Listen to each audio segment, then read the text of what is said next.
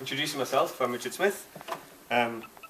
My first book, Bum Fodder, An Absorbing History of Toilet Paper, was published last year, and having thus established myself as a student of what you might call the grubby underside of our collective history, I've been asked to tell the story of Leeds' sordid, gruesome and otherwise distasteful past. A task that I undertook with relish, not because I'm an outsider from Wakefield who jumped at the chance to sling some mud at our jumped-up little cousin on the air, but well, not entirely because of that, but because I think the stories behind a city are what makes a city, and sometimes it's the dark stories that make us different. Tolstoy said that all happy families are more or less alike, but each unhappy family is unhappy in its own way, and I think that's true of the history of cities. Every town has its founding fathers and its posh city hall, but what distinguishes a town is its hardships. And more than that, because obviously any town can have a plague or a fire or a war, but how it responds to hardship. So tonight I'm going to talk about some of the very admirable ways in which the people of Leeds have responded to the terrible adversity that has come its way down the years. I'm going to break those impressive ways down into 4 categories: fighting, profiteering, getting drunk, and having a sing-song. And I'll look at fighting first, because frankly it won't take very long. I hate to say it, but give or take a few Civil War heroics, and with all due respect to the Leeds United team of the mid-70s, Leeds hasn't been all that good at fighting down the years. In the 11th century, the men of Leeds waged a guerrilla war against William the Bastard, Duke of Normandy, who was occupying the country. William, aka the Conqueror, retaliated by reducing the entire north of England to waste. So you could say that didn't end well. Then in the 16th century, a lot of Leeds Catholics joined the Pilgrimage of Grace and led a mob to Doncaster to take on Henry VIII. That too didn't go so well. More than 200 people were executed. The lucky ones were hanged. The unlucky ones were hanged, had their bowels pulled out, and were sawn into quarters. And then in the 17th century, because apparently we never learn, the men of Leeds tried to revolt against the restoration of the monarchy. This was the Farnley Wood plot. And in a sense, this didn't end badly, but only because it never really got started. The reinforcements didn't arrive, it rained. One man bailed out because he was afraid that joining in would too much discontent his mother. So it was essentially a group of angry, wet men standing in a forest and then getting horribly executed. And it's this kind of preposterous farrago that means that Leeds has always done better when it hasn't fought, when instead it's come up with more ingenious ways of responding to its problems, which brings us to our second solution, profiteering. Now, I hate to perpetuate a regional stereotype, but unless the people of Leeds had had a keen eye on the bottom line, Leeds as we know it wouldn't exist, and this is because Leeds as we know it was built on the Black Death. In 1349, the Black Death, in the course of reducing the population of Europe by between a third and a half, laid waste to Yorkshire, and the region at the time was dependent on agriculture, on growing crops. And growing crops is hard work, and you need a lot of people to do it. And a lot of people were difficult to come by in the wake of the Black Death. But there was a shrewd solution, and that was sheep. Keep sheep, you have less backache, less drudgery, fewer people needed, and before you know it, you've got a wool industry. And when the wool industry's been around for a little while, you end up with the city of Leeds. A few hundred years later, there was another instance of some canny profiteering by the people of Leeds when a very different horror was visited on the city. In 1605, a man called Walter Calverley, who lived out at Calverley Hall near Horsforth, had a bit of a funny turn and killed his wife and 2 children. It was a very horrific event, but within weeks, a local hack called Nathaniel Butter had rushed out an exploitative book about the subject. Some people, really. And the story caught people's imaginations. It was turned into a popular play, and it was sold with a degree of salesmanship as William Shakespeare's latest blockbuster. It was nothing of the kind, but it was included in his first folio as a Yorkshire tragedy. And so horrendous violence was translated quite cannily into bums on seats. I think the same principle was employed in the sale of Elland Road season tickets in the 1970s. Next on the list, getting drunk. Now, booze has played a part in a lot of Leeds' darkest hours, or best anecdotes, depending on your perspective. Walter Calverley, for instance, was probably 3 sheets to the wind when he murdered his family. In February 1795, on the night of the worst flood in the history of the River Aire, the 4 men who decided that a boat ride on the flooded river would be a good laugh were almost certainly some way out of their collective tree. 5 men went into the river when the inevitable happened at Hunslet Dam, and only 3 came out. And the 1844 pitched battle between local soldiers and the new police force, which essentially was a full-scale civil war for 2 nights in the centre of town, that wouldn't have happened if the soldiers hadn't got quite heavily lubricated at the Green Man on York Street beforehand. Not that the Leeds Police have always had the best reputation in this regard, which brings me to one of my favourite and shortest stories in the book, which I'll read part of for you now.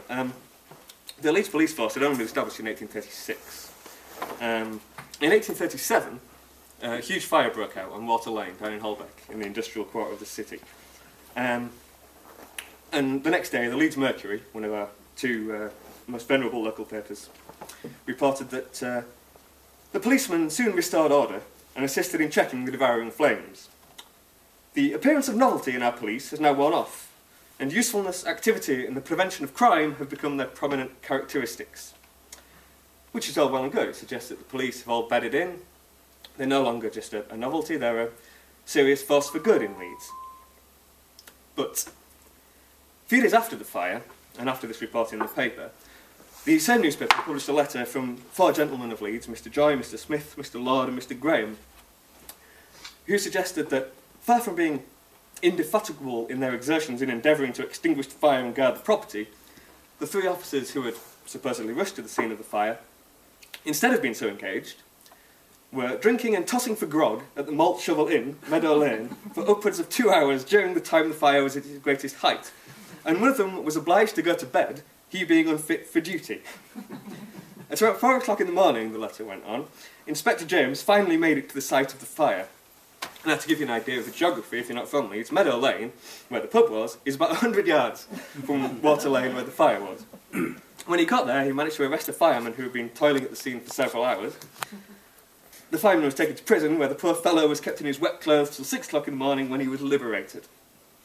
And showing quite a talent for understatement, the 4 signatories of the letter to the paper concluded that praise has not been bestowed upon the parties most deserving of it. Now, Chief Constable Haywood, who was in charge of that debacle, was thrown off the force, but you can't keep a good man down, and he soon became a town councillor, to no one's surprise. Now, the force's complex relationship with the bottle continued throughout its history.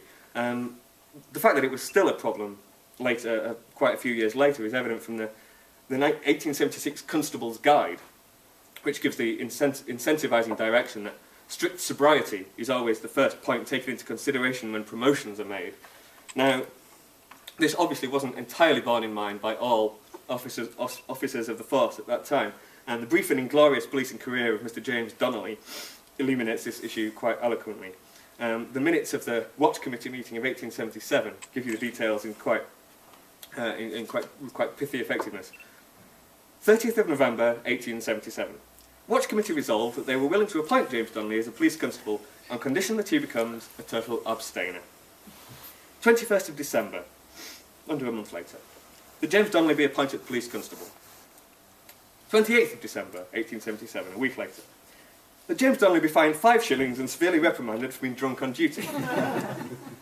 4th of January, about another week later, 1878, that James Donnelly be dismissed from the force for drunkenness. At least he made it into the new year.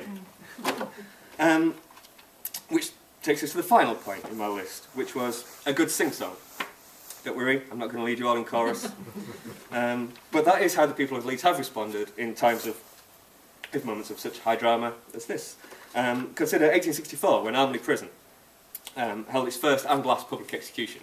Obviously, it had dozens of executions before and since, but this was the only public one so far. And it was an occasion for quite considerable jollity and laughter.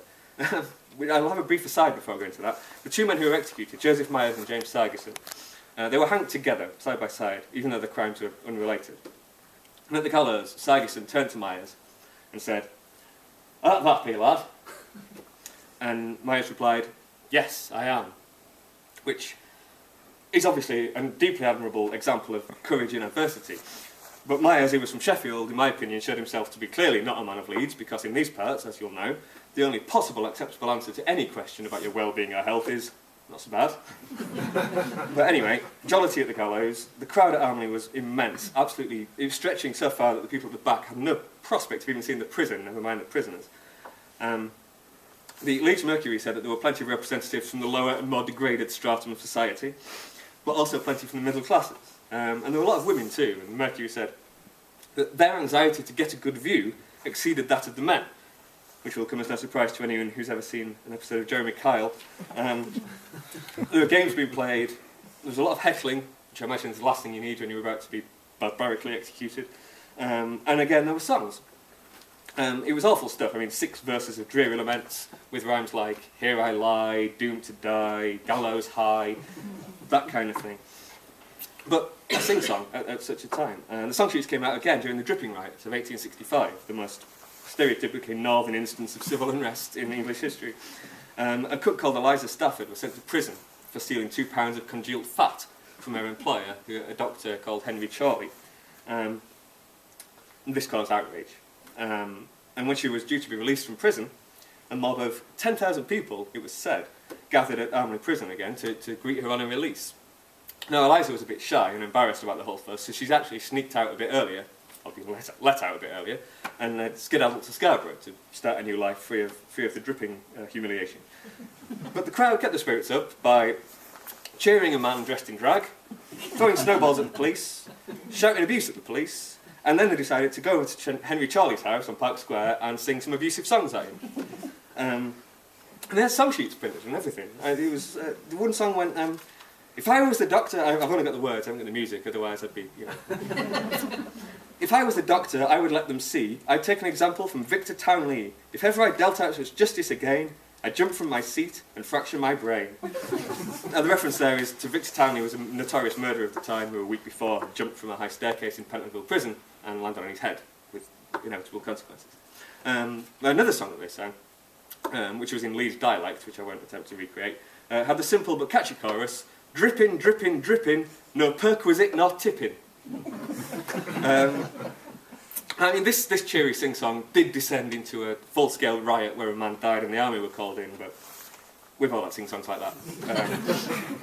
And this strange habit of singing about misery and death should, of course, come as no surprise to people of Yorkshire, where we're people whose regional anthem, after all, is a cheerful ditty about a man dying of pneumonia, being devoured by worms, and then being subjected to indirect cannibalism by his friends.